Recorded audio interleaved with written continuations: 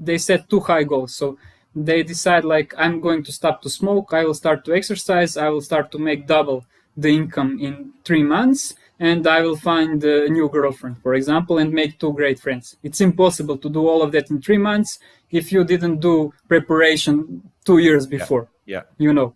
Yeah. So start with small steps. I would say the best first small step is journaling. The Uncle Gold Podcast. 5, 4, 3, 2, 1. Hi everyone, welcome back to the Uncle Gold Podcast. My name is Borna Zuber. This is the show where we try to find the gold in life, and I bring on interesting guests where we talk about how to improve your life and how to move your life to the next level. Today I have a guest on. We met kind of like almost half a year ago through social media. We started talking about topics like personal development and how people can improve their lives. So I'm very excited to talk to him today. Nikola, welcome to the Uncle Gold Podcast. Thank you for having me here. Yeah, man. Last time when we had the call, we went through some pretty interesting topics there, and I immediately noticed that we had a bunch of things in common, and I knew that we could talk for hours, and we did. We were on the phone for like 45 minutes or something like that. But for the audience that doesn't know you, can you tell us a little bit about yourself, where you're from, who you are, what you do, and kind of where you're thinking right now? Sure. So I'm data scientist and HR consultant in Croatia, Zagreb. My main source of income is data science. I'm working as an external associate for one German startup in NLP processing. I'm psychologist by my education, so I hold master's degree in psychology with emphasis on organizational psychology, so HR and statistics. And in my free time, I really love to write, to meditate, to read, to explore things, and also stuff like investing and so on. And yeah, I published my book in Croatia. It's quite popular here. It's called Power of Human Virtues, and I'm a lover of positive psychology. So I love to look at the best things in the people. Awesome stuff, man. You hit on a few topics there that are very interesting to me as well, and that's why we have so many things in common. But before we go into all of them, like psychology, NLP, and data science and stuff like that, how did your story start? Like, how did you decide to study psychology, and what motivated you there? Yeah, so since, I don't know, like 17, something like this, when I was 17, I started to read books, and I found that some ideas I can apply in my real life, and they can give me some benefits. So that was like first switch. After that, I was starting to ask myself what makes the difference. So why are some people, successful and happy in life, and everything goes smooth for them, and some other people that have very similar base points. So they are like same neighborhood, maybe even same family, same income, same education. They are not so happy, and they have a lot of problems in their life. So one can become drug addict, and other will become really successful entrepreneur or scientist, or I don't know, social worker. Everything is great. But that was like second switch, second thing that motivated me. And then third thing was, I would say, some kind of competition in signing psychology in Croatia, because the year when I was signing it was really hard to get in. A lot of people applied, and this faculty is not accepting a lot of people because there is no so much jobs after it, after graduation. So it's reasonable. It's not the same as coding or, I don't know, business. So that's it in the nutshell. So these were like some crossroads. It started for me kind of around the same time. We had the subject of psychology in high school, and it was okay. It was interesting to me. I found it very easy, and I enjoyed like figuring out how people think, and like group psychology and stuff like that. And one sentence stuck with me the most when the professor said, like, you don't have to be like who you are right now. People can change themselves. And I thought it was kind of like an eye opener, because until then I had the idea that people had a fixed mindset. So if you're aggressive your entire life. You're born that way and you die that way, right? I thought that if you're like a too of a nice person that you can't change yourself, right? You're gonna be like that for the rest of your life. And that was kind of the first switch where it clicked for me, like, oh, you can change your life and you can do something about it. And then I kind of started reading into it, got a few books, and that's kind of where my journey started. But tell me how your journey went on from there. So you studied psychology in Zagreb, and how did you like the college? Where did your story go from there? So college was fine, I would say. It wasn't like great, but also it wasn't very bad. So parallel to the college, I started to volunteer. I started to hold leader positions on a lot of student projects, and I continued reading and meditation classes. So I signed up for few meditation programs and a lot of small events. It's hard to mention all of them, but jumping from parachuting or walking on fire or this Nice. kind of stuff. It changes your mind. It's a lot of small changes. So yeah, like all the time I'm working on myself, but for me it's continuous process, and it doesn't go like this, straight up. It goes Yeah. like this, then bam, up, and then again, you know up and down. Because if you want to get rid of some bad habit, for example, smoking is a good example, then you have temporary bad emotions. So your state or your capability to do anything is going down for, I don't know, 1 or 2 months, because you need to cope with bad feelings, with stress, and after it you go up. And it's that unique, I would say, unique formula that is applying to all self development. So Mm. yeah, it's really hard, for me now to give some timeline. So yeah, I signed up for college, and parallelly to studying psychology like a science, so Hmm. very critical, very very strict and scientific approach, without many advices, just like things are like this, we know so much, that's it. Hmm. On the other hand, I studied things that are not so scientifically investigated, approved, and I tried to apply. So some of them worked, some of them didn't. Of course.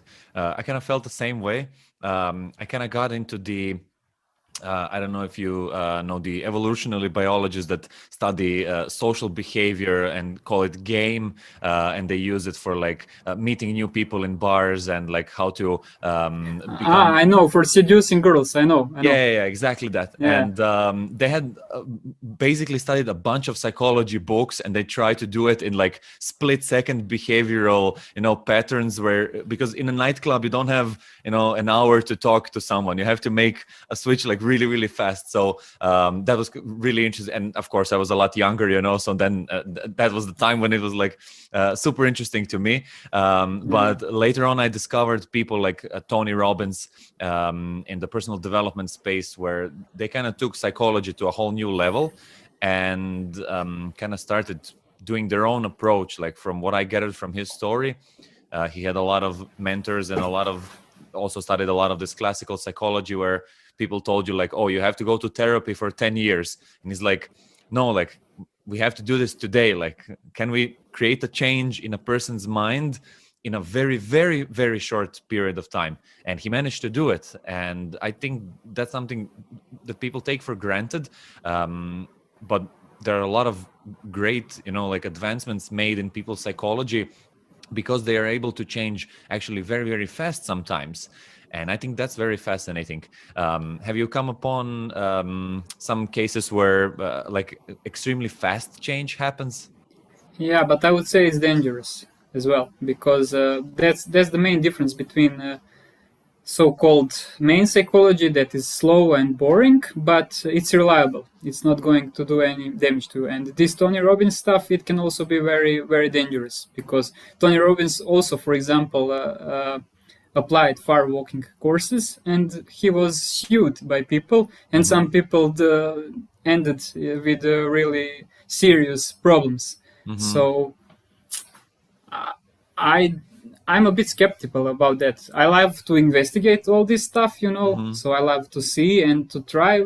by myself, all of this stuff. Also, I read Tony Robbins. I think he's in overall great guy. So in overall great, but you need to take it with a bit of,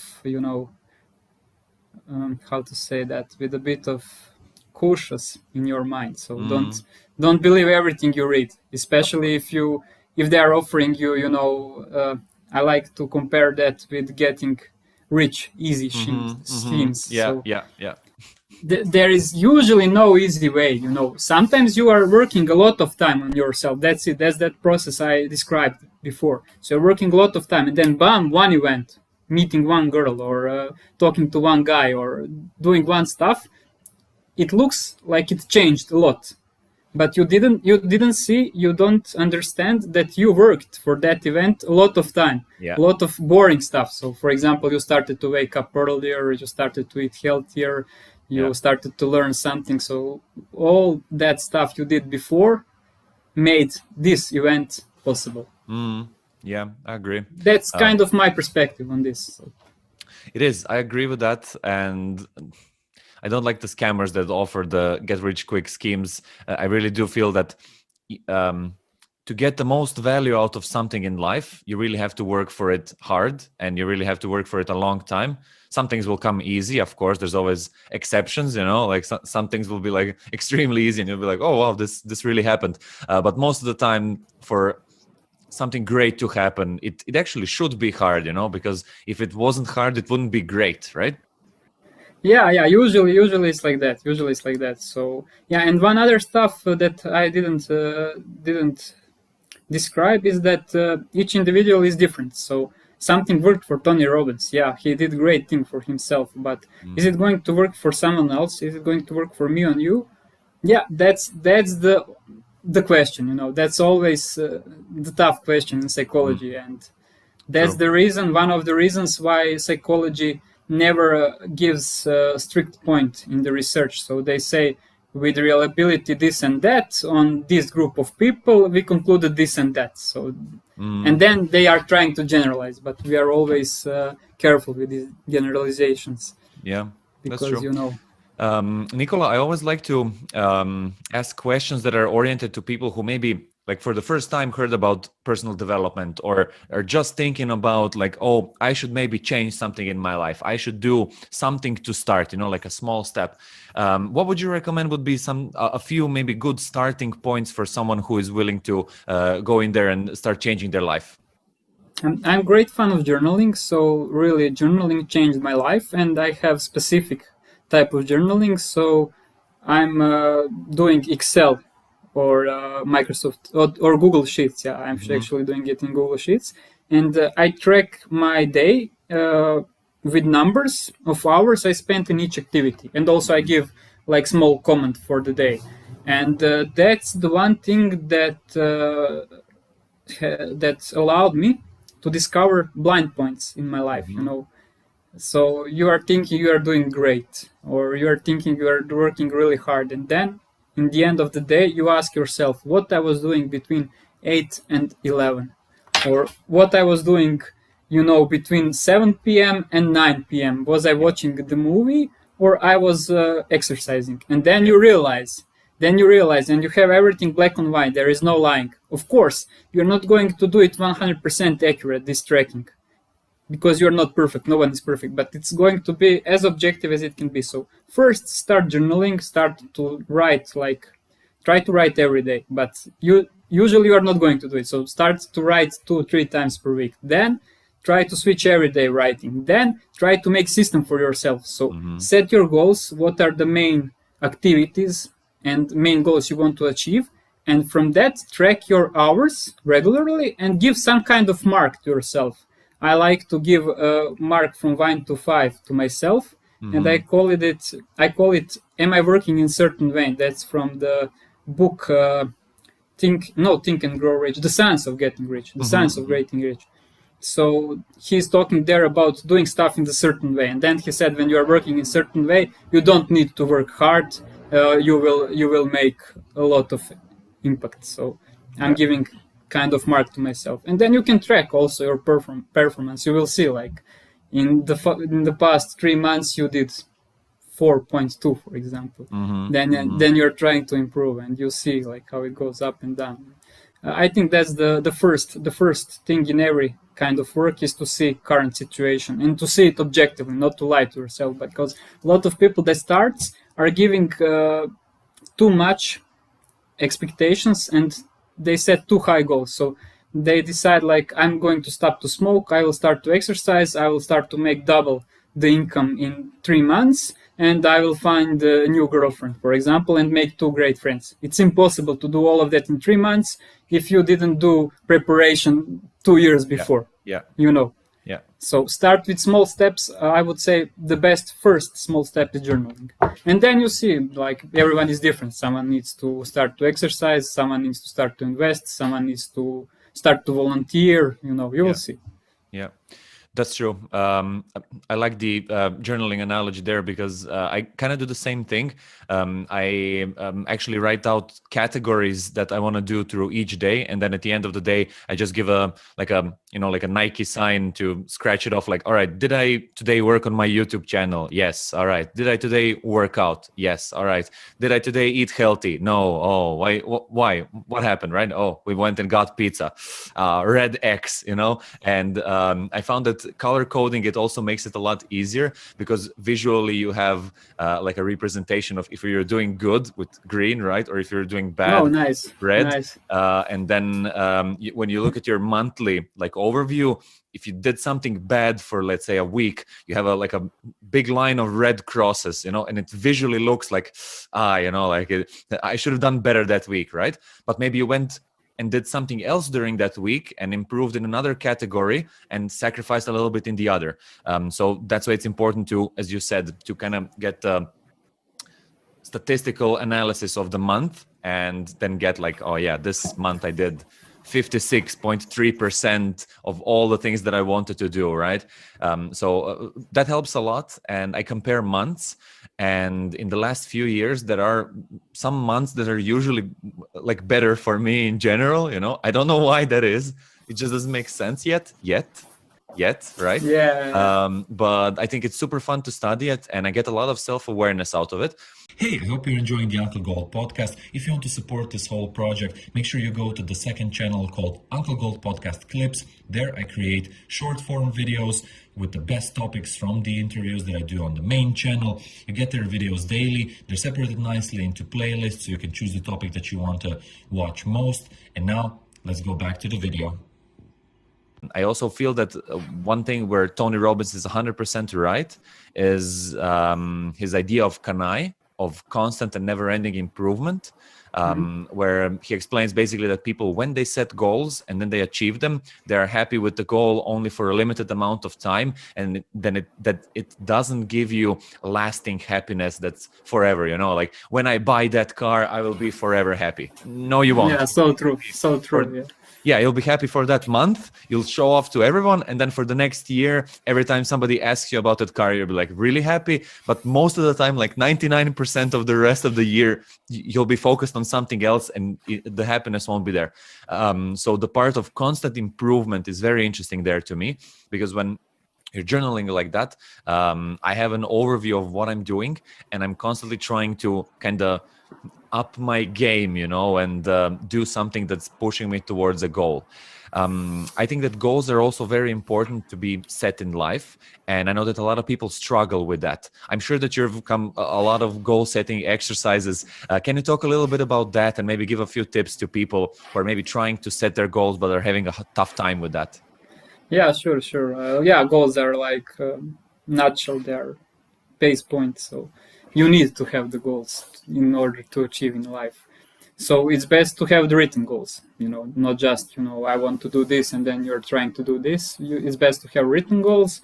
And for the beginning, it's best to write SMART goals. So specific, measurable, achievable, time-bounded, and realistic. That's like shortcut of SMART. You can Google it. There is a lot of examples. And that's like a good base point. And also it's good to tie your goals with some kind of purpose in life. So to have, you know, goals by the roles. You you are doing in your life, and also to try to see what's important for you, what's not. So compare your goals and don't have too much goals.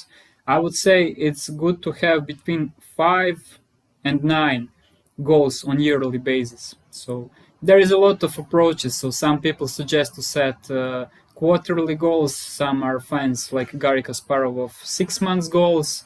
Some like old school 1 year goals. I'm 1 year goal guy, and monthly goal guy. So I'm trying to achieve my 1 year goals in monthly periods. So that's my approach, and it's really important to have reasonable amount of goals. So don't make like 11 goals per year or 12 years, or 12 goals per year. You especially don't do that if you start. If you are a beginner, make 3 goals per year, 4 goals per year, and try to achieve 3 or 4 of them. And be happy if you achieve. If you set 5 goals and if you achieve 3 or 4, you can be happy. Yeah. Because a lot of people are not going to achieve anything. Like majority of people are not going to do even 1 goal they set on yearly basis. They don't set goals on yearly basis. Their goals are like, I will try to do this. Then they try for 2 months and then they're done. And my experience is that most people don't set any goals at all. Yeah, that's true. I think they have goals, like everyone have goals. They are thinking, I want to buy this car, so they are trying to buy it, but they are not writing it down. They are not specifying. So they're not specifying, I want to buy it till the end of this month. I'm going to, invest 10 hours per week for extra income, so I can buy it till the end of the year. They don't track the progress, and they just forget in one moment, or they say, it's too expensive, or I don't deserve it. So that's the good starting point. Set smart goals. Goals smart, if you don't know what I'm talking about, and track your progress. Be specific, and see how you are going up. Also try to set goals that are aligned with your vision of life and with your core values. So don't set some goals that are not going to serve you in the long run. Yeah, I agree. That's super powerful. If more people started doing that, I think the world would be actually a better place. Yeah, much better place. Hey, if you love using YouTube, I recommend the free Chrome extension called TubeBuddy. It allows you to do some advanced keyword research, cut your publishing time in half, and also rank your videos higher in search. I use them when creating for all my 3 channels. They have a paid version as well, but I recommend starting with the free option for starters.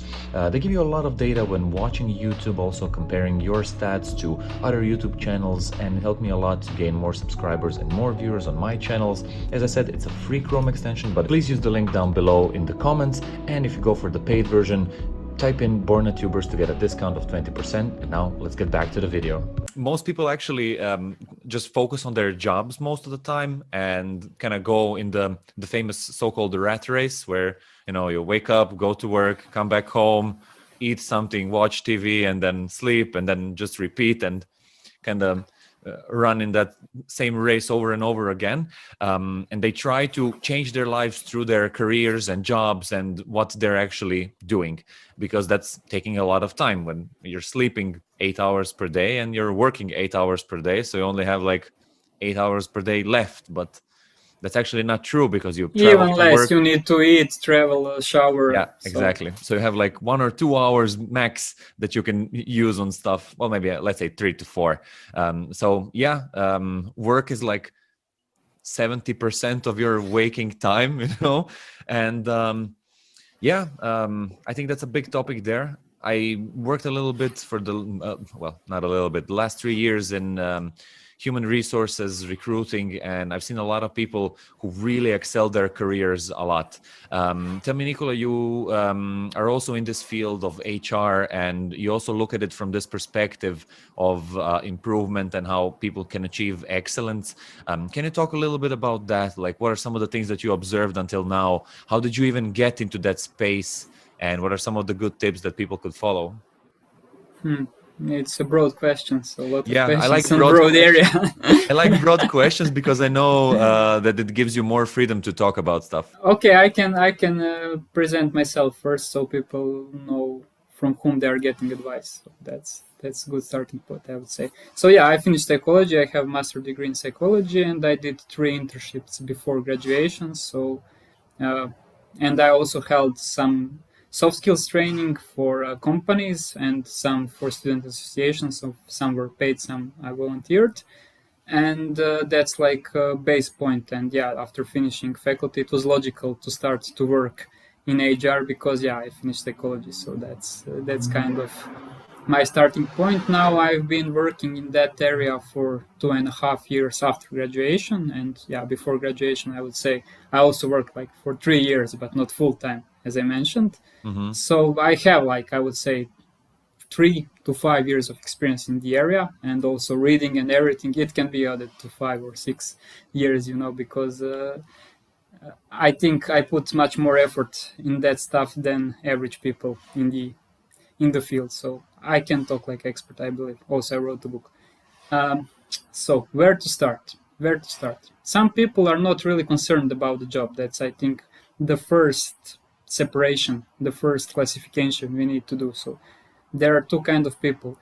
One kind of people is interested to achieve something and to grow their career, and they have urge, they have power, mental, emotional desire to achieve something.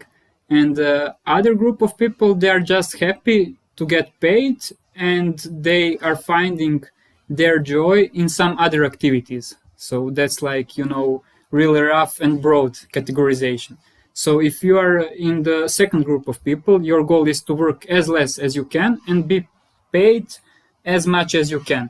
Yeah. There, just do your work, try to make a good LinkedIn page, and I don't know what to say, try to be good with the boss, and live your life. It's also good, it's also fine, like some people will be great artists, or they will be great fathers or great mothers, so they can find their joy and purpose outside of the work. So it's perfectly fine, and that's okay. So yeah, always try to learn something on the side and try to advance a bit, try to track your progress, but don't hustle too hard. That's like advice for them.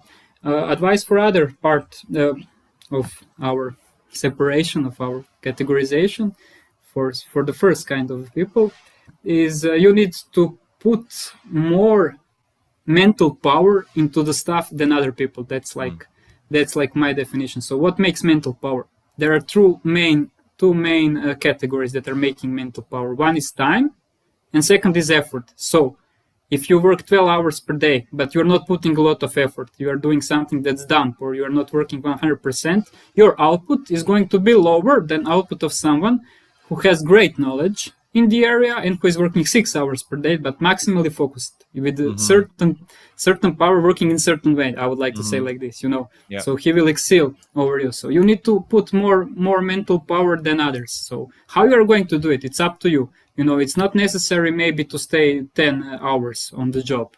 Although it's not bad because your boss is going to see it. And I believe this COVID time gave great opportunity to the hustlers, to the people that really want to make more, because you are measured by productivity. You are not measured by sitting in the office, or social relationships are not so important. They are still important. They are always going to be important, but their value decreased a bit, I would say. More emphasis is on the results. Yeah. So yeah, you need to give your best, and how you're going to do it, of course, learn, study, find your passion, and make a good balance. But in overall, it's always good advice to work, I would say, like at least 50 hours per week. So usually there is 40 hours, try to work 50 hours per week and try to be productive, not just lying to yourself. Yeah, because a lot of people really in corporations. I've been working as a student in some corporations, and yeah, since graduation, not I didn't work in any corporation, but as a student I did.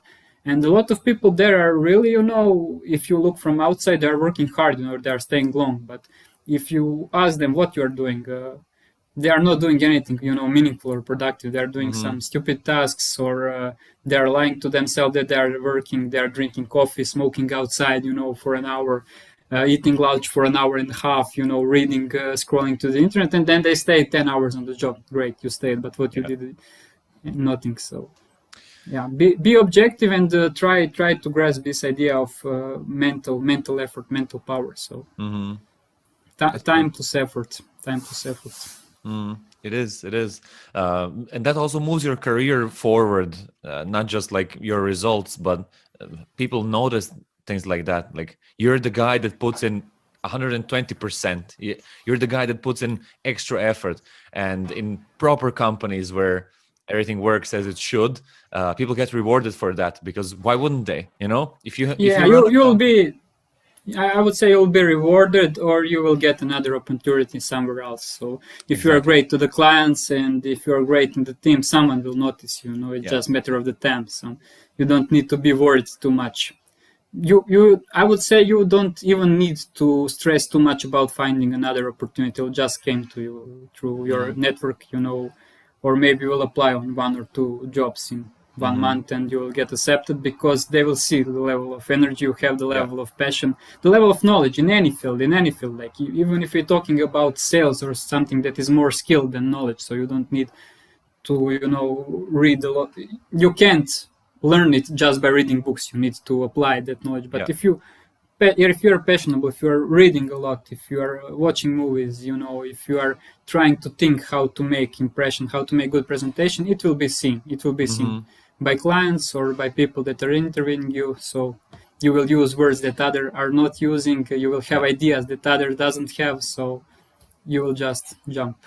Yeah, exactly. I've seen that in my recruiting career, where attitude matters so much. Like there are people who are kind of trying to find a new job that, you know, as you said, just create a LinkedIn profile and hope that something will happen and send their CV like 2 or 3 times. And then you have serious job searchers that really want to change their life, and they talk to like 100 companies, you know, like they send an email out to everyone. And it's just like in their work. You can see by the amount of effort that they're putting in finding the new job, that they will also put in effort in when they get the job. They're prepared for the interview. They prepare for the questions. They have a really good CV, you know, everything is as it should be. They give you all the information that you need. They show up on time, you know, like they follow the rules that are needed to succeed in what you're doing.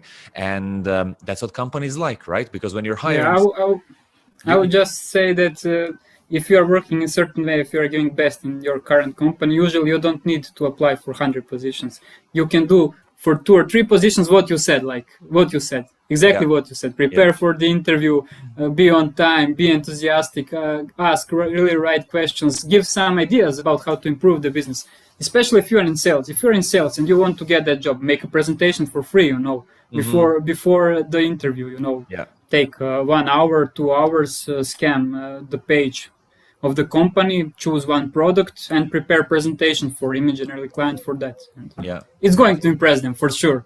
yeah, 100%. If you record video, 1 plus more, you know. Yeah, So and you'll be your the only chances are one- going up. You will be the only one who's done that, and they will remember you Yeah. 100% because nobody's done anything like that. Yeah, probably you're going to be the only one. Yeah. Yeah, Or that's- if there is like 2 or 3 great guys, they will probably hire all of you because yeah, exactly. you did it. You hit the nail there on the head, because we worked with a lot of people who are like extremely good in the IT world. They've been programming for, let's say, 10 years and really know their stuff. They get like 5 to 10 offers for a new job per day. They don't even open their LinkedIn inboxes because they're always full with recruiters being like, hey man, like I see your profile is amazing. Like I have a great job for you. And they're like, another one, you know, because that's a field that's very sought after right now. A lot of IT scientists, developers, data scientists, you know, a lot of companies are using jobs like that more and more right now, and they need more and more people. So I generally think that's a great field to go and study it if you want to improve your career, because we will have that for the next 50 years, 100%. Yeah, Like, yeah. something that's just now emerging as a, you know, like one of the strongest fields. So definitely, if someone is watching this and thinking of how to construct their career in a better way, look out for IT development, data science, artificial intelligence as well. Topics like that are very interesting to people. So companies are willing to hire people like that, even junior level, where they don't have any experience at all, they're willing to train them up to the next, let's say, 2 years. So on the third year, they become extremely productive and valuable to the company. Yeah. You need to show that you have skill set needed. So general advice is to make some kind of GitHub profile, or I don't know, some other GitHub. You can choose what works best for you, and make some educations as well. So finish some courses online. That was my way, So yeah, before I started to work for this German startup, before that, I got 2 other offers. And they came quite quickly. So one was when I was still working for Croatian company, so I was employee, not like associate I'm now. So I got an opportunity to go to the Netherlands for internship in data science. And after it, 1 year after that, I turned off that opportunity because I really believed in the product I was setting up, sales process in Croatian company, and I just didn't want, to betray them, let's say like this, because they were a really great company. In Croatia, you don't have a lot of great companies. So yeah, shout out to Mireo. Can I sell that? Yeah, I can. Mireo, okay. So if you're from Croatia watching it, check that company. It's good. And another opportunity was, it wasn't financially so good, but also I got opportunity to start like junior data scientist. And all that time I continued to work, to learn, not to work. I wasn't paid at all. To learn for 2 years, to do projects on my own for 2 years, for free, just learn that. And then third opportunity was the right one. That was the opportunity I got right now. So to work like an associate for startups. So that's great, How does a data scientist job work? So I'm also thinking about starting a YouTube channel to describe everything, because there is a lot of fuss in the area, and I didn't find proper channel of the guy that switched to the area and who didn't graduated from software college or from mathematics college. So someone that just came, like me, random dude. Okay. So just to describe, data science is mainly coding plus statistics. You can describe it like that. There you also have visualizations, and above statistics you have machine learning algorithms. So all of that can make artificial intelligence. Artificial intelligence is like a broad, vague term, like general intelligence in people was that nobody really knows. There is a lot of theories. So data science is the area that has a lot of applications. One of them is machine learning. Through machine learning, you are trying to achieve artificial intelligence.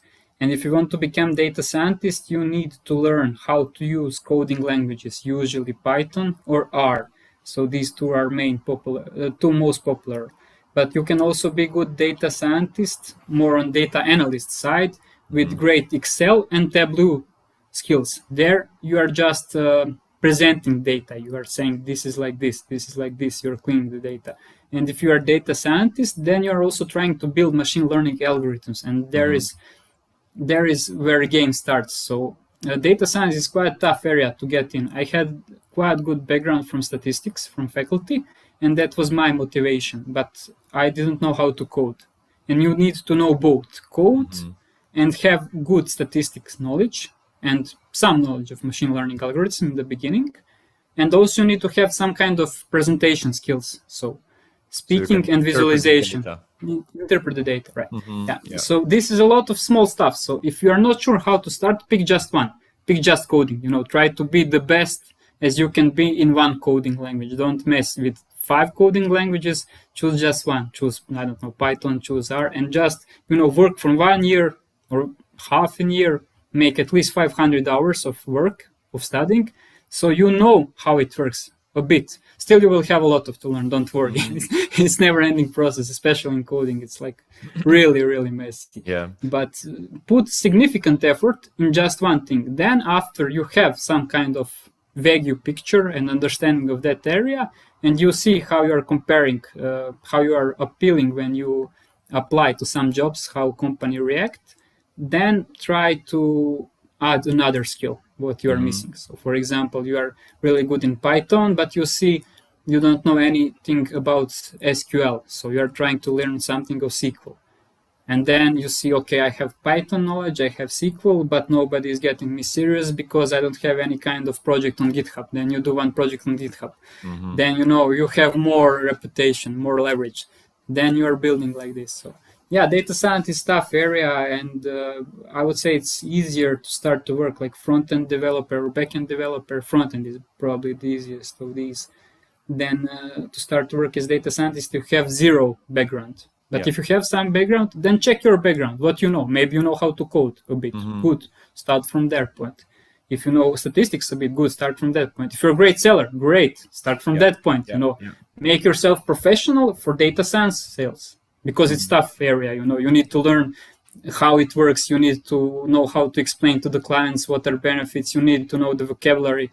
Those fields are usually very well paid because they're a little bit harder to do. They're, let's say, harder than standard jobs because there's so much that goes into interpreting the data properly, analyzing it and presenting it.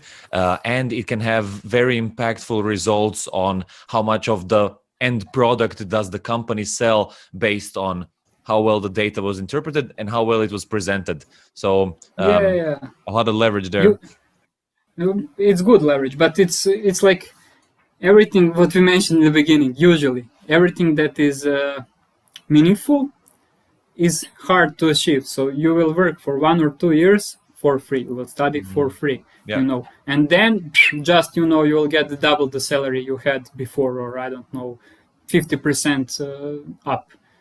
That is not going to happen if you are getting promotions in corporation. You will get 5%, 10%, 50% up. You're not going to get 50% up. So that's the way it goes. So yeah, it's going to be paid to you, but you need to be patient and stubborn. So you need to be willing to study something, in my case for 2 years for free, to get paid later.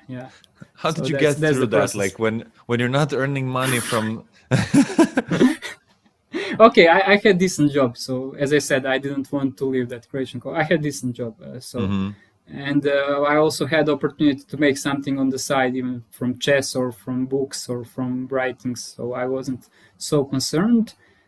And I knew that this is the right way, this is the right way, because this is really hard. I'm really, having hard time, to But do you enjoy it? That.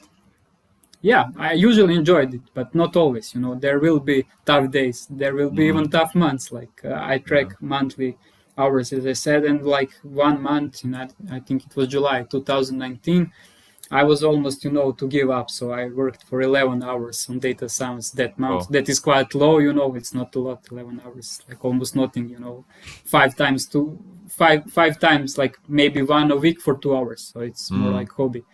But I had that final goal in the mind. I said to myself, it was 1,000 hours of coding in data science. If I achieve 1,000 of hours in data science field and coding, and I don't achieve anything, then I can stop. But I got signs all the time on the way. So after, 400 hours, I got this opportunity for Netherlands internship. After 700 hours of coding, I got the opportunity to start as a data scientist for one company in Croatia. And, like maybe after 750 hours, I get in connection with this data science startup from Germany. So like, I think, I was like on 950, something like this, in free time when I started to work officially as a data scientist. So, close to the goal. Nice. Close to the goal. Close to the goal. Which part of the 4 that you just mentioned there do you enjoy most? Like coding or analyzing or visually representing the data or interpreting it to other parts of the team? Which part is like the most interesting to you? Yeah, so the most interesting and the hardest is coding, and I'm not good at it yet because you need to really put a lot of time and effort to be great programmer, and that's like the one that I'm enjoying the best, I would say, because I see this progress for each day, for each month, especially, like when you start working full time on it, then you see this progress, how it goes really fast, because you have feedback from someone that knows. When you are working on your own or just with friends, like I did for free, then it's hard, to measure your feedback, to measure your progress all the time. And I'm the best, I would say, in presenting, and this goes quite easy to me. Visualizations, I'm good at it, but it's not deep knowledge. So once when you learn how to use coding softwares or just some software like Tableau, this visualization is quite easy because there is no depth of knowledge. You have like, you write this and that's it. The coding is the hardest part. There is like, you can always be better in coding. You can always optimize your code. And like fourth part is statistics that I would say I'm quite good in it because I don't know, like you can always learn a lot and more. It depends on data you have. So currently I'm working in NLP field, so natural language processing, and there are some algorithms. So you read about them and you're trying to understand how they are working. You're trying to see which kind of statistics are behind the algorithms, so which kind of distributions are there. And, if I need to rank myself, then I would say presentation, statistic, visualization, coding. And regarding the interest, I would say coding first, second statistics. So, yeah. All right. Nikola, something struck my mind there. You said NLP is natural language processing used in data science. When we talked earlier about psychology, the same there is also NLP, yeah. Also NLP, but is neuro-linguistical programming. And for someone who hears it the first time might say, what's the difference? Like, it's the same, right? Can you briefly explain what the difference between NLP and NLP is? Yeah, a huge difference. So NLP in data, they are not connected at all. So NLP in data science is natural language processing. It's made of NLO, so natural language understanding, and NLG, natural language generation. So like when you ask bot how bot are going to understand you and how he's going to produce some text, or maybe it's better word, not he. And NLP is so basically you want to make the machine understand human language, right? Yeah, it's never going to understand, but that's this terminology mess up because data science field is still young. But you want to extract data from raw data of human speech or human writing. That's natural language understanding. And generation is the data you're going to produce with algorithms. So data machine is going to produce back to human. That's NLG. So NLO is a broader area, because sometimes you're just going to understand data and then you're not going to do anything with machine. You're going to optimize some business process, or you're going to adjust marketing strategy, or hire more people, fire people. You will see. It always depends on data you have. And NLP in psychology, it's one stream. In popular psychology, it's not even the part of strictly scientifically researched psychology. So psychology like a science, it's a movement made by two guys, I think. I'm not sure if I'm right. One engineer, three. Okay. So they had good logic. And this movement is quite popular. Their idea was, we want to see what makes the best people the best, and we want to screen their behavior, to size it on small steps, and then to repeat what they are doing to achieve the best results. That was their idea. So there is maybe some connection, because here you have algorithm, you are trying to see what's in data, and they made like words algorithm here, and they're trying to see which behaviors are the best. So there are a lot of techniques in NLP that can be interesting and used in everyday life, like anchoring, for example. So you are trying to find emotional anchors for some events in your life, or you want to project some emotional state to someone else. So for example, I don't know, if you always make like this when you're happy, the idea is that you will start to feel happy just by doing it,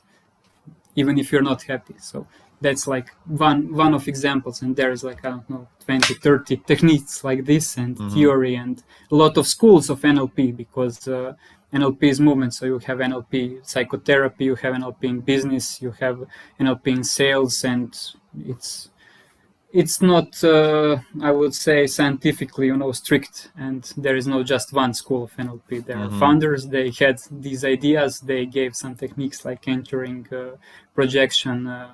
You can maybe help me because I'm not expert. So I looked into it a little bit, but I never got that you can take a course and get an NLP diploma. So I'm talking about the psychology part, not the data science part. Like I'm not that too technical, so I'm sticking to psychology for now. But the data science part is also very interesting to me as well. I fell in love actually with it when I started doing YouTube, but we'll talk about that a little bit later. So basically NLP,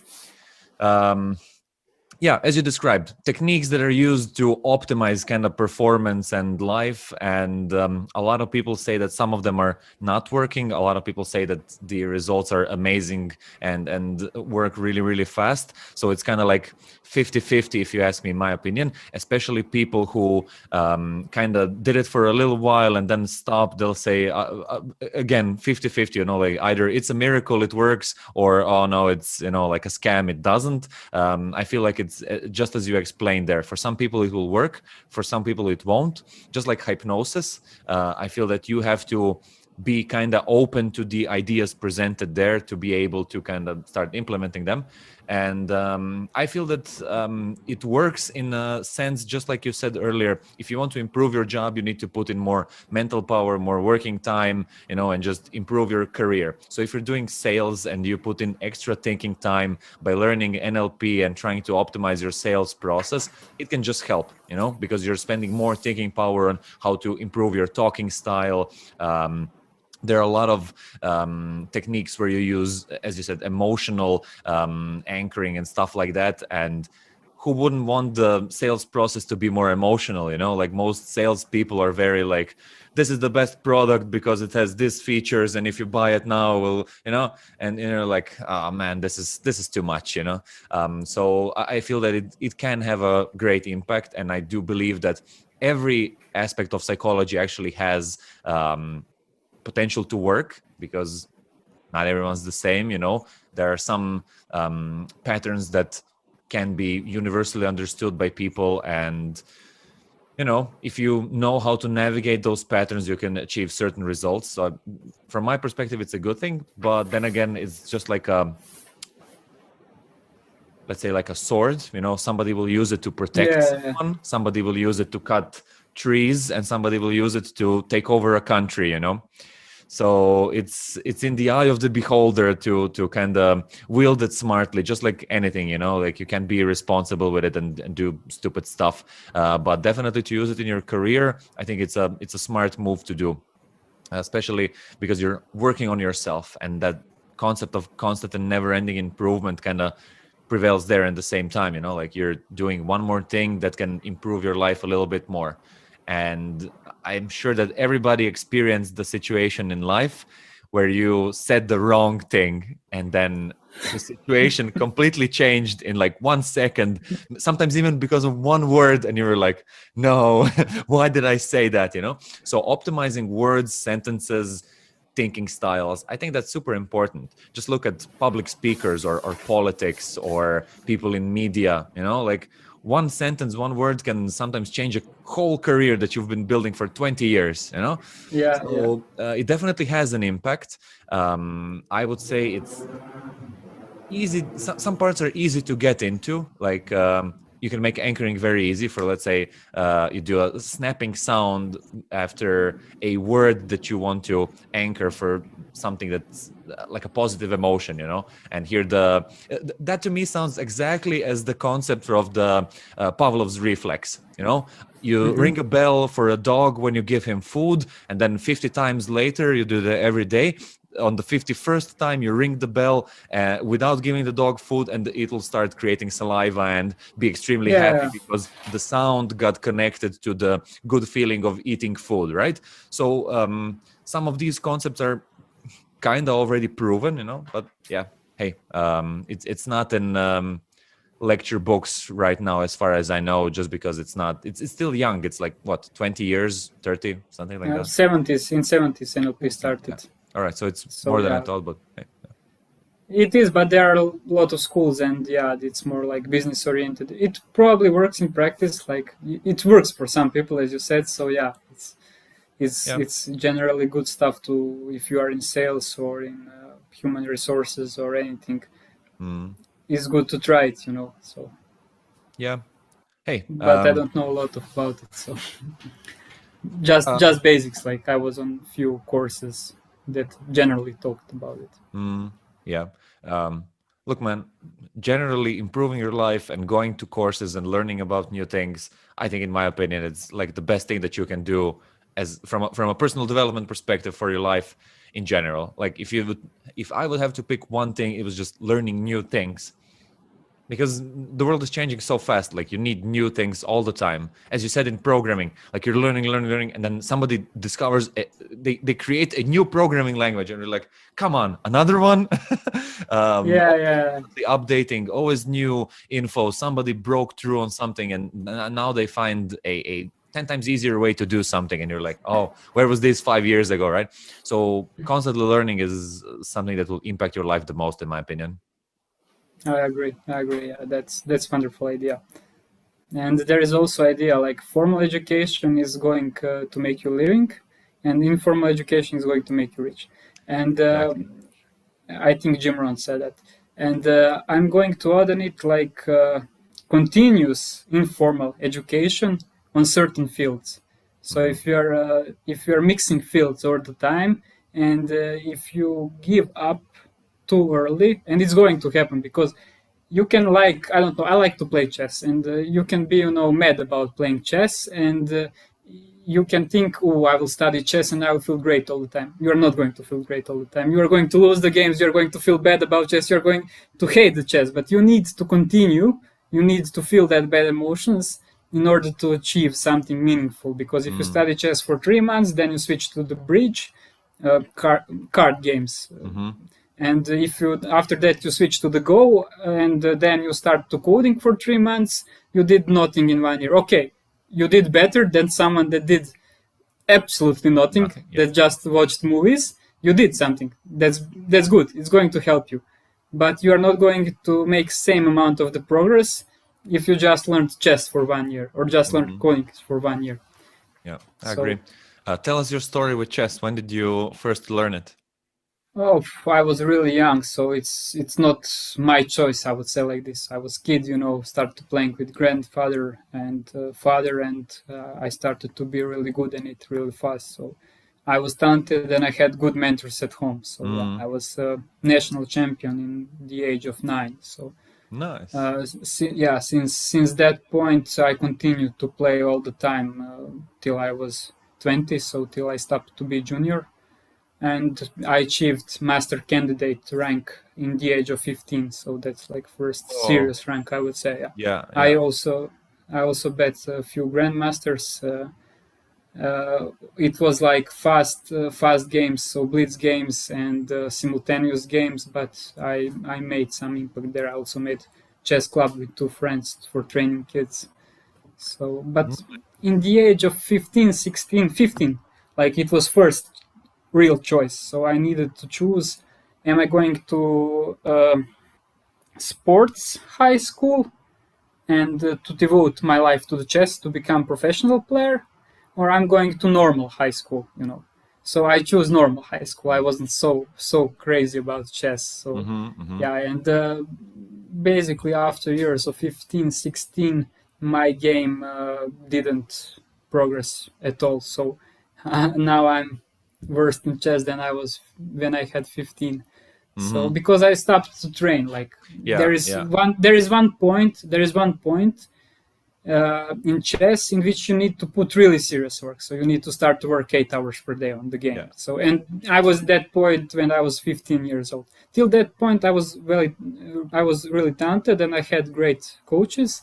So my, progress was fast without a lot of effort. I maybe played chess for, 10 hours per week, something like this. So I had, 1 or 2 trainings with trainer, and maybe one hour at home, and on the weekend 4 hours, 5 hours of the game, and nice. I was going up all the time. But then that point that turning point came, and I just decided I'm not going to do it. I was more in martial arts, so I wanted to be, great in that. And what was your highest ranking that you achieved on tournaments?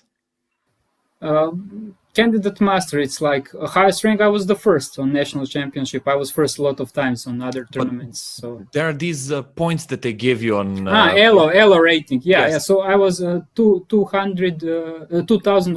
That's like 2100. 2100. Yeah, that's like candidate master. Yeah.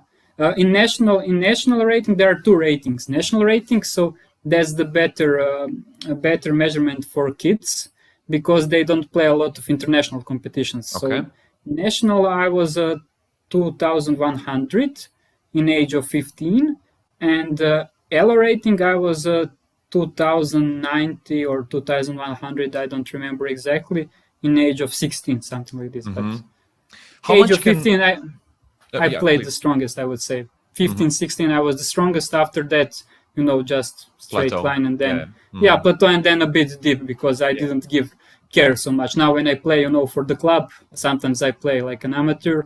I don't put so much effort, just not calculating all that I need. Don't, sweating so hard because I'm not going to, make any money if I win or lose, or nobody's going to applaud me.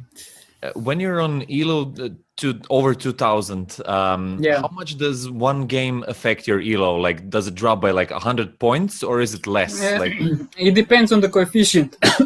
So the amount of the games you played before.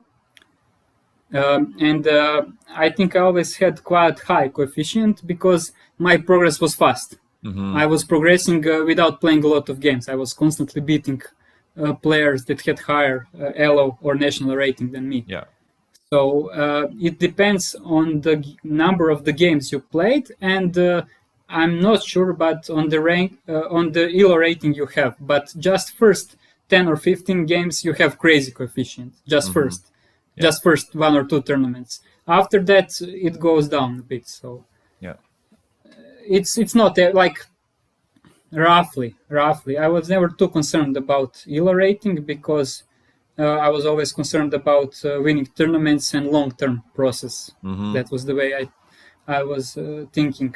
Not like you, I will now make a draw to get 5 ELO points. I was never calculating this. I was always trying to play the best as I can. And that's the only way you can constantly go up in the chess, because if you start to calculating in every game how much ELO you are going to lose or win, it's going to affect your emotional state and your capability to calculate the right moves. So you are going to play weaker than you can. I don't know, like on average, like one game 10 ELO points, but it also depends on your opponent. So that's the thing. Who was the strongest player you ever played? I would say on simultaneous game it was Zdenko Kožel, so it's Croatian grandmaster and ex-European champion. I won on simultaneous game, but it was tough game, and he had time control. It's not usual on simultaneous game, so he was playing against 6 or 7 of us on some chess camp, for national champions, and I won him. I was the only one that won. And what else? Sasha Martinovic, also Croatian grandmaster, so they are all above 2,500. I won Sasha in regular tournament rapid games on 10 minutes. Wow. Also, I had a luck. I blundered in the opening. I blundered the pawn in the opening, but we went out of theory, so he wasn't so more on his common ground, and he relaxed probably, so because I'm much weaker, and then position started to be aggressive, and I made my attack, and I just crushed him. So how does a grandmaster react when a 15-year-old kid beats him? So Sasha is not so older than me. Sasha is like, I was then, I don't know, 17, 18 years, 19 maybe, and Sasha was 23, 24. So he just congratulated me, but Zdenko also acted like a gentleman. He congratulated. Like, I think every good sportsman, every good chess player is going to react like a gentleman, because and you are ready for losing in chess. It never happens in one move, so And all games I won against stronger players, it wasn't like they blundered something, you know.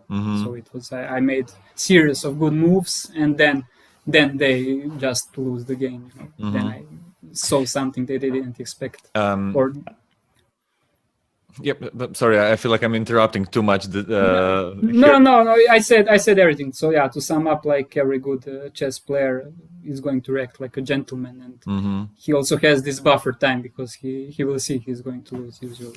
Yeah, So I noticed that a lot of people in the last 2 years really started enjoying chess because of the TV show Queen's Gambit. And I saw some statistics online that companies producing chess boards made like millions and millions. There were like over 1,000 YouTube channels that were teaching chess that just like got like 100,000 subscribers overnight, you know.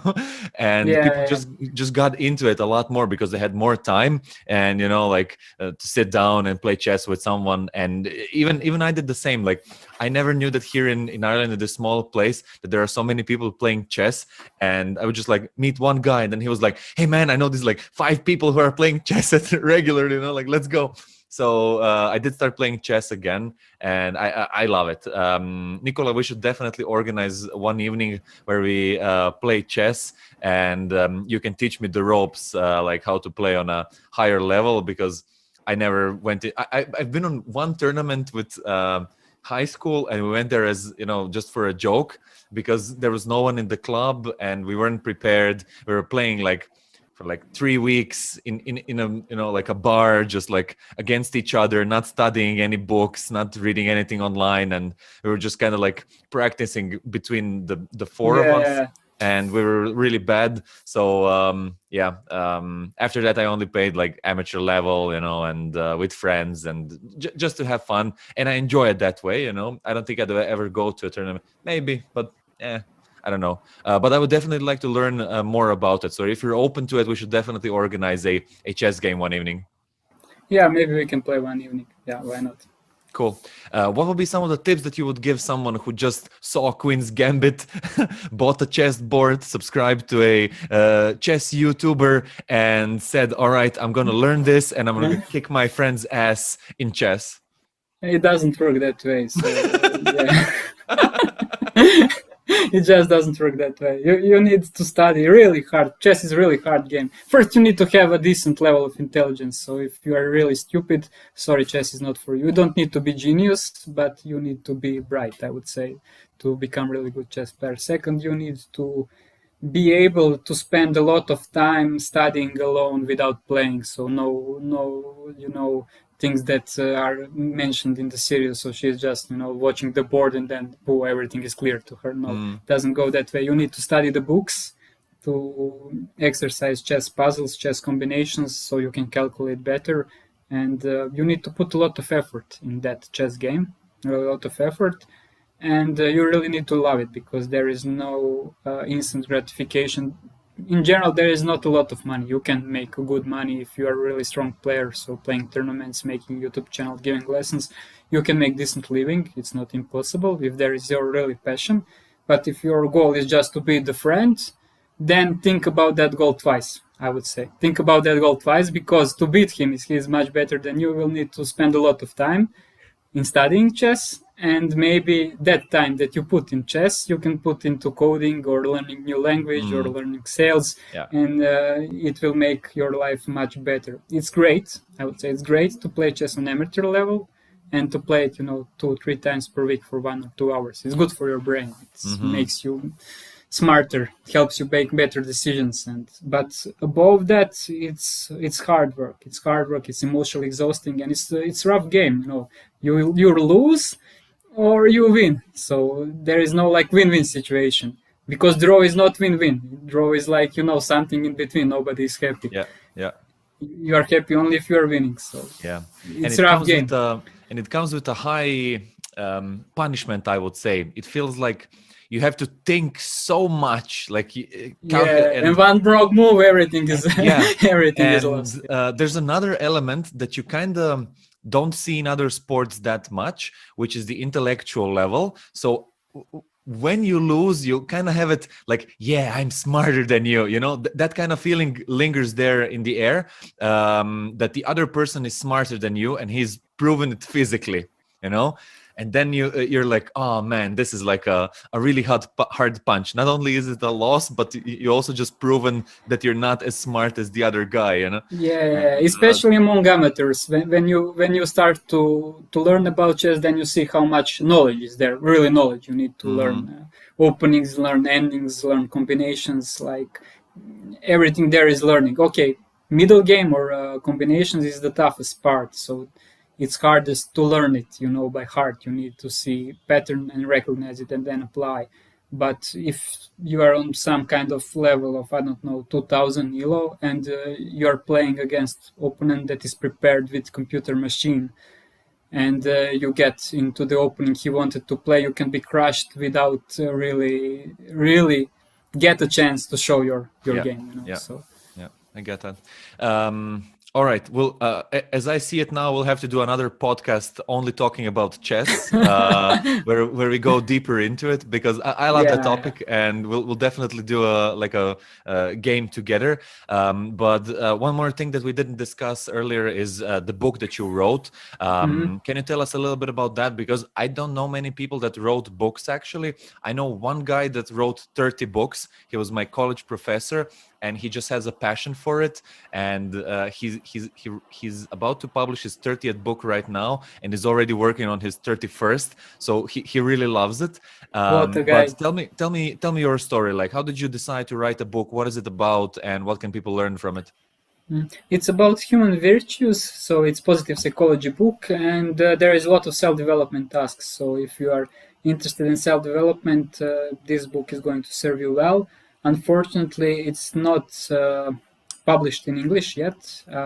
I started to approach publishers, then I stopped because I decided to focus more on data science, but it's translated in English. And if you're really eager to read it, even if you are watching this podcast, I can send it to you, for free, some chapters to see how it goes.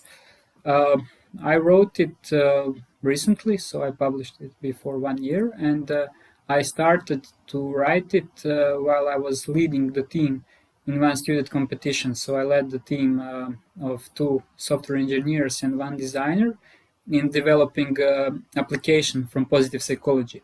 And for that application, I started to read scientific papers, to make citations of famous persons for each virtue, and to think about exercises for developing some virtue, for example, courage or gratitude or something like this. There is 24 character strengths divided in 6 virtues officially via classification of positive psychology of human virtues and strengths. After that competition, I got the idea to write first story on some virtue. I think it was creativity or curiosity, I'm not sure anymore. And I wrote it as a marketing material. So, to have small story to engage people and everything.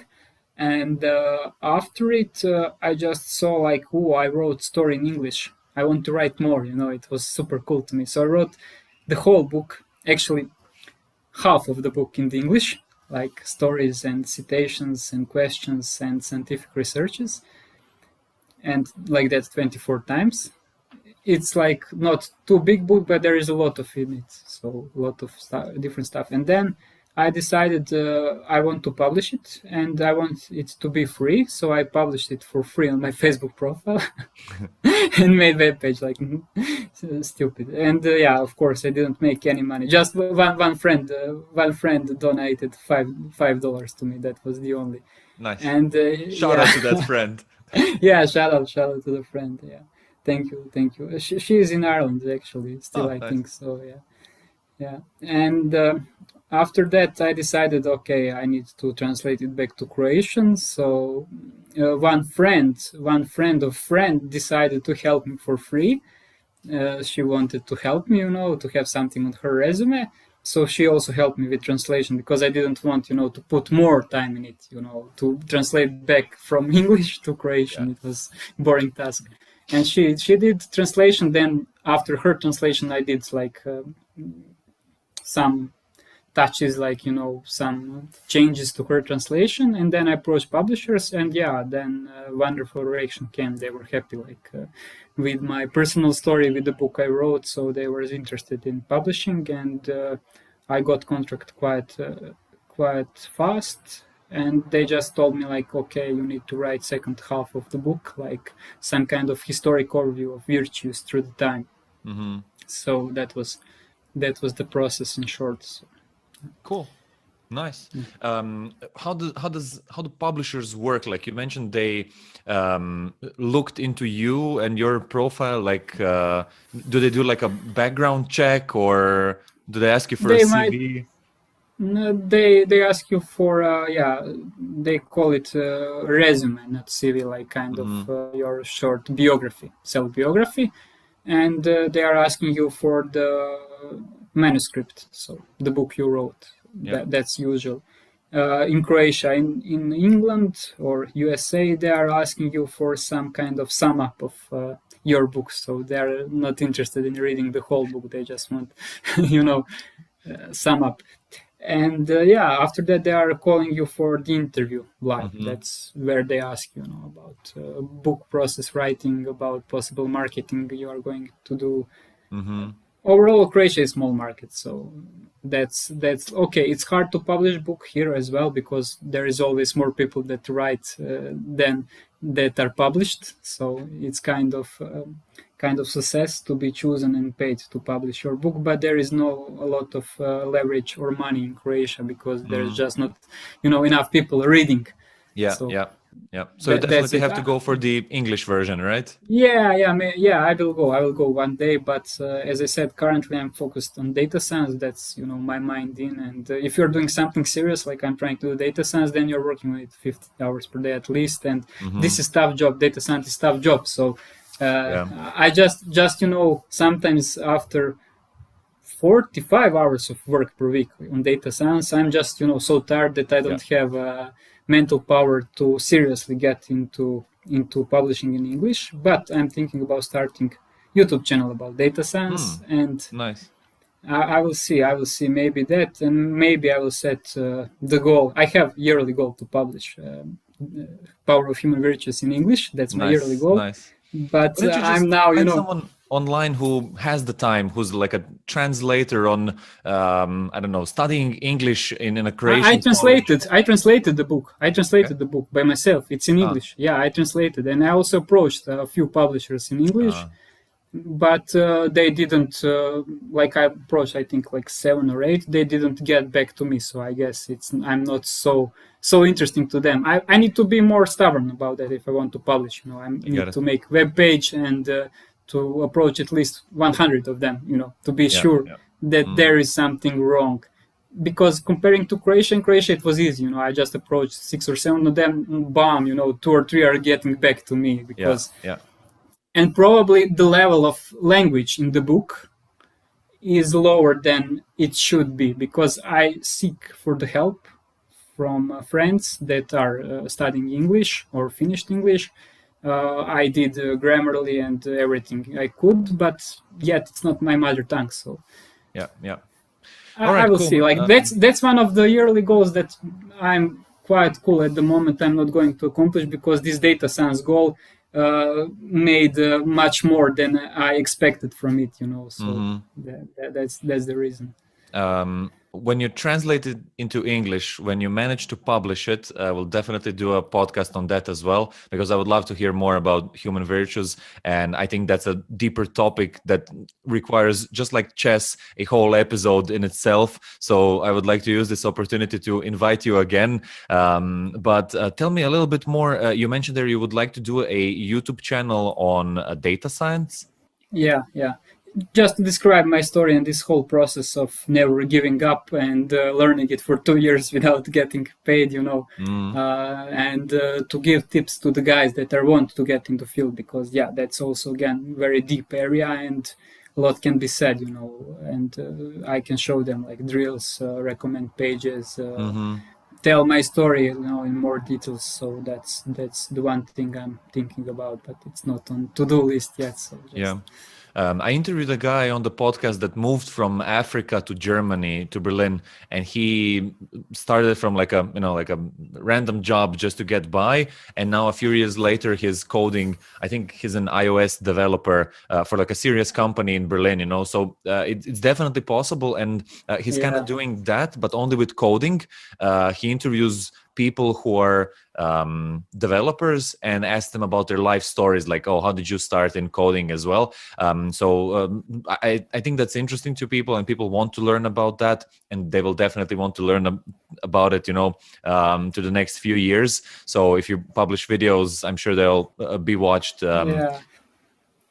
That's great. I will ask you after this podcast to give me the contact of that guy, because I'm really interested. That Cool. was also one of the ideas I have. To do interviews with emphasis on fun in data science. To have some fun, to have some memes. Yeah. And but these are all ideas, so nothing. Nice. Then you can use the YouTube channel to kind of describe the correlation between data science, chess, and how to improve your career and personal development mixed into it. That could be a really strong, like a channel, man. Like you could combine those topics really well into something powerful. Yeah, I agree with you completely. Thank you for that. Yeah. I'm thinking about it seriously, but yet, I'm aware that this is a tough job and you need to invest a lot of time. So if you want to be good, and I want to be good in anything I do. So I think I will start something like this maybe in 3, 4, 5 months when I'm really grounded in data science, because I'm still young. I'm working full time for now, 4 months just. So it's still, I'm really, really fresh. So maybe, get that first year of experience, then, try to share. But definitely it's something I'm thinking about it, and great ideas. Great story about this iOS developer. Great story. I think you would love YouTube, because that I hated data and any type of statistics when I was younger, and then I started YouTube, and then I could visually see the impact of my work, like the ups and downs, and when people are watching, from which country, like what age group, and like the click-through rate on the thumbnail. Like you get so many cool data, and I'm like, wow, this is so fascinating, and I fell in love with it through YouTube. So if you're a if you're a data guy, I'm 100% sure that you'll love it. But the downside is that it takes a lot of time. So if I would have to make a recommendation for you, I would say plan like 5 to 7 videos, and then shoot them in the same day, edit them in the same day, and just schedule them to be released at a certain date for the next month, and then focus on other things. Just dedicate one whole day to that, because it'll really use up a lot of time if you do it day by day. Now you start and tomorrow you finish. It'll just be too complicated. So in YouTube and in other things, of course, automation and having like a good process on how you do it, that will get you a long way. Thank you. I will definitely watch videos you already shooted with experts in the field when I start to do it, and maybe I'll ask you for some advice, recommendation. So anytime, man. You'll teach me chess, I'll teach you YouTube. It'll be great. Win-win. Great. Awesome stuff, man. Well, anyways, Nikola, thank you very much for joining the Uncle Gold podcast. I think we've gone through some amazing topics here, and I hope that everybody listening kind of got some values there. I learned a lot, and I love talking about topics like that, because not only can it impact your life and career, I think it's very good to listen to podcasts like this. And one question that I always save for last, so people get the most value, is Nikola, how do you find the gold in life? I love to work on something meaningful. So it's a vague term, but find something really meaningful for you, something that can change the world if you perform the best. So for me, that's currently data science, because if I'm really good in that field, I can build another psychological theory about human virtues through scraping all the books that Tony Robbins or NLP guys or I don't know, even Buddha and Jesus Christ wrote. So I can scrape all of them and get main ideas by algorithms. That's something that's inspiring me, and maybe I can do another psychological theory that is going to impact billions of life and really change the world for the better. That's like my long-term vision. That's Amazing. the meaning besides really studying hard and writing the code that can be stupid from time to time, Yeah. and stressful. So that's it. Have something meaningful in life, whatever it is, and just work on it, and be okay with also bad times, and accept it as a part of life. Try to be happy as much as you can. Try to have 5, 6 times more good or positive or happy emotions than sad time. But sometimes you will have sad time, sometimes you will be sick, sometimes you're not going to succeed, and have that vision, long-term goal in the mind, so you can continue. Amazing. I agree. Ladies and gentlemen, you heard it from Nikola. I 100% agree. It's sometimes hard. It really is. But reminding yourself that you should be positive and that you that the hard times won't last forever. I think that can pull us through. And working on yourself, as we discussed earlier, just like finding a goal, sticking to it, and doing it for a longer time, doing something that makes you happy. I'm sure that will change a lot of people's lives and their perspective. And the main thing that I love about this personal development thing is that it kind of seeps through all fields in life. It's not just one thing. It's like when you start improving one thing, usually a few other areas or categories in your life Yeah. also improve with it. So by raising the bar on one thing, you kind of raise others as well. And if you can implement helping other people as well, as you said it, that's the next level. Yeah, I agree. Thank you for having me here. It was a great time to talk with you. Yeah, Nikola, I had fun, and we'll definitely do, if you're interested, we'll definitely do 2 more episodes. One when your book is finished, and we should do one on chess and do really like a deep dive. And I just remembered you mentioned there for a second martial arts, and we didn't have time to go into that as well. It will be a very cool topic to kind of draw a parallel between chess, the mindset game in not only business but also in martial arts, and some people who have already done it. That might be a really cool and interesting topic. So I would like to use this opportunity to invite you again, and thank you again for taking the time and recording this with me. Okay, then see you soon. Yeah, see you, man. Thanks for everyone watching and listening. Nikola, if people want to reach out and contact you, where's the best place to find you? LinkedIn profile is fine, so yeah.